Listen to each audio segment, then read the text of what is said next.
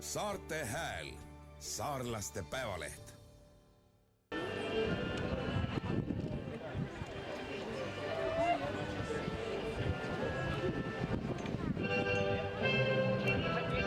Mihkel, kui saarlased lähevad saartemängudele grupisõidu starti, siis ainult ühe mõttega see võistlus ära võita.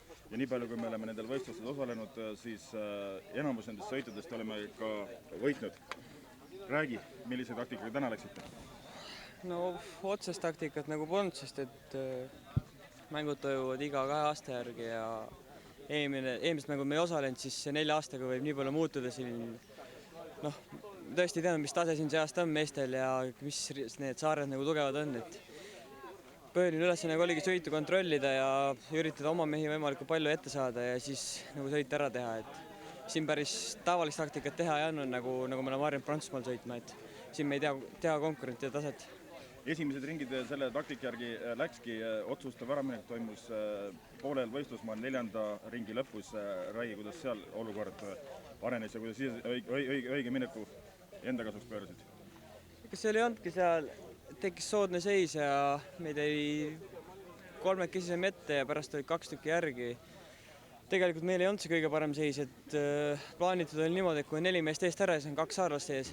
Aga kahjuks mina üksi ja tegelikult mul ei olnud täna ja üldse hea päev, et ma pole nagu sellest niimoodi august veel välja tund, et ma tundsin ennast suhteliselt kehvasti ja pidin natuke bluffima seal ees, et mitte nagu ülemäära tööd tegema. No seleta pisut lahti, mida tähendab bluffima?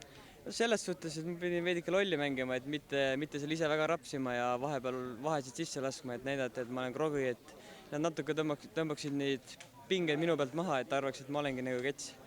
Aga õnnestus täna. Millise konkurendiga kõige enam arvestasid või keda kõige rohkem kartsid? Ei tundnud mehi? Ma teadsin... Lõpus oma võimete peale välja, tuleb, kuidas tuleb? Ma teadsin, ma suhteliselt aimasin seda, et ma olen neist finišis kõige kiirem. Ma veidi pelgasin seda viimast tõusu, et seal lükati gaas põhja, aga ma kannatasin selle ära. Kõige tugevam oli see mees, kes ära stardi võitis, see oli, ma ei mäletagi, mis saare mees, see oli Fääride vend. Et ma teadsin, et ta on tugev, et kui ta üksi minema saab, siis on juba täiesti aamen, et seda õnneks me ei lastud teda minema ja lõpus ma suutsin asja enda kasuks pöörata finišis.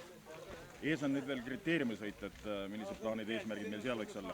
Aga seal ei saa nagu vähem eksima plaaniga starti minna, et kindlasti üritab individuaalselt kulda ja loomulikult ka meeskondlikku, et ma loodan, et nüüd Kalf ja Lauk said nagu kaaru, mis sõiduga siin tegu on, et mis stsenaariumid siin on, et ma arvan, et nad on seal tugevamad kui täna siin.